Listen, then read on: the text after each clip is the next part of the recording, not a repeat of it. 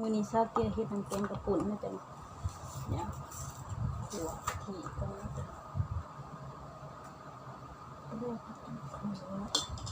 มาแก้ปลาซอยกันด้วยจ้ะทุกแกงปลานี่จ้ะ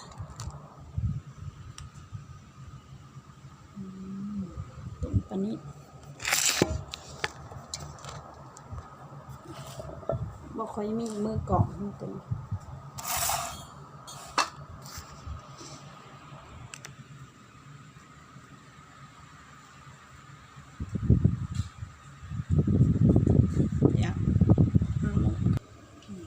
เครื่องนึงก็ยังเหลือ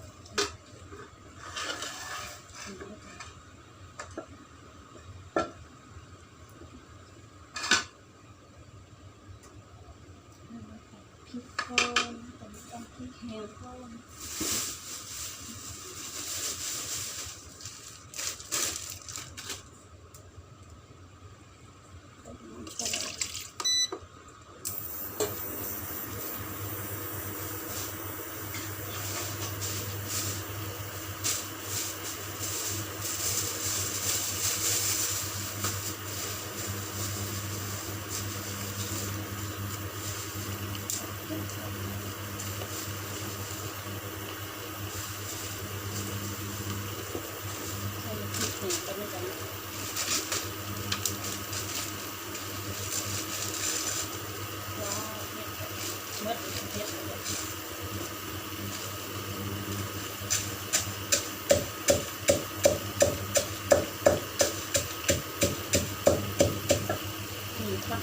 ปนมาแต่บาทนี่จ้ะเนาะอันนี้ถ้าผีจินี่บานองเขาเทาะ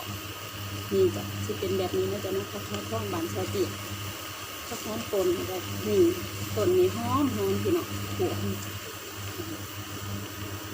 จะเป็นแบบนี้เขาได้กระเชื่อกระติกตา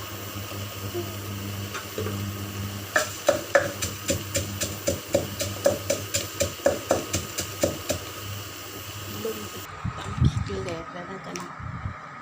ต่อไปก็ใส่หม้อ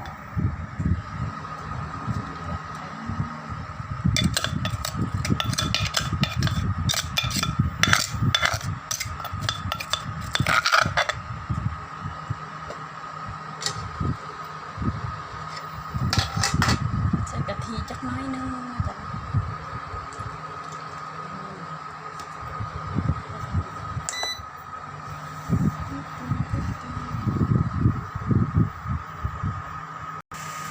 เจียวหน่อไม้แล้วนะจ๊ะ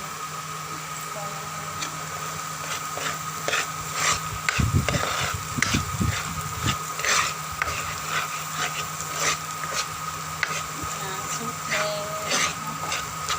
ไฟนะจ๊ะเอาไว้ใส่เพื่อหนาตอนแต่งปลาแล้วต้มปลาต่อไปก็มาแกะปลาโอ้ยอย่าโทษทีแกะปลาจัง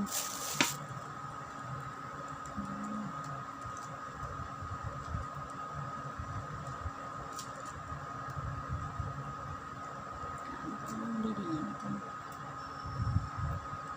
มาซอยเช้าเตี๋ยแก้ปลาเนี่ยเด้อ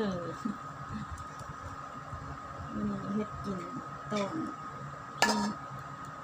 อนเอื่อยเพิ่นชิมมาเด่นน้ำ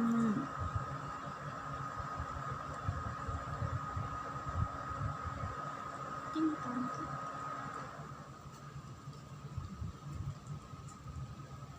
ชมต่อไปคลิปปลากระแหลกแล้วมันจะมาตำแดดเลยมุนแบบต่อไปกับหั่นก่อนเดือดมันจะใช้เตียงสีใส่ก่อนเดือดมันจะ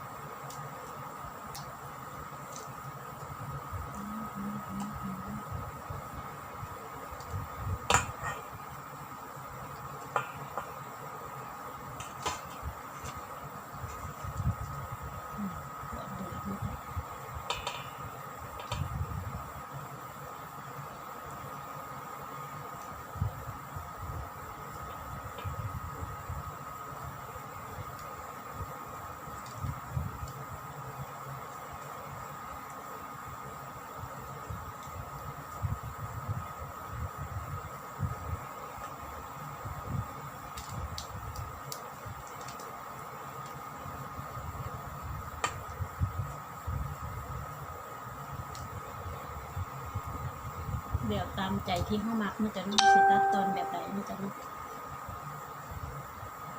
อย่าลืมกดซับสไครต์เป็นกำลังใจให้สาวเตียนำด้วยจ้ะเด้อขอเดือดพันแดดเลยต่อไปกระถางเอาปากลงนะจ๊ะ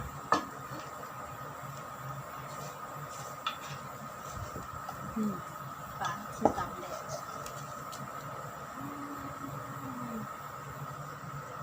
เป็นงง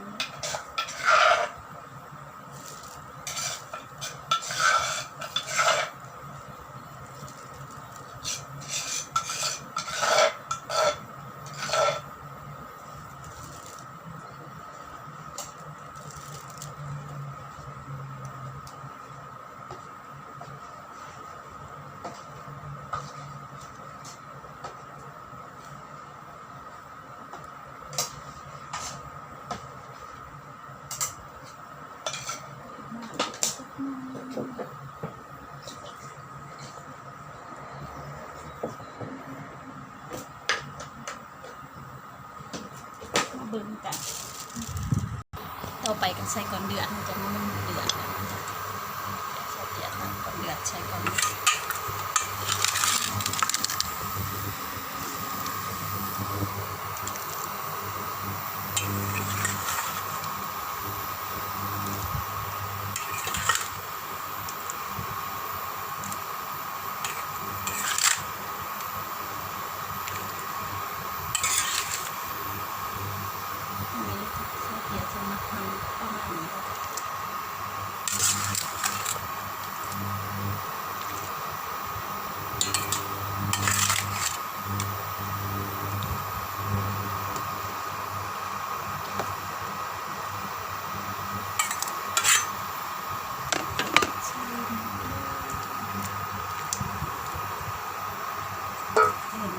พี่น้อง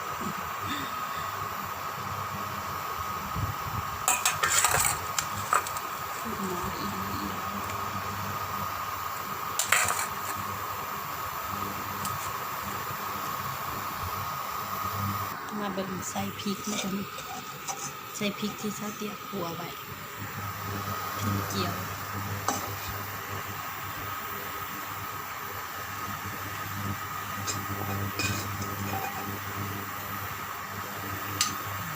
จะเป็นน้ำหนาน้ำหนาเป็นน้ำหนาพี่น้องมันเป็นเซ่ๆทั้งซาเตียเลยจ้ะต่อไปซาเตียก็จะใส่ใบขี้หูหอมๆโรยลงไป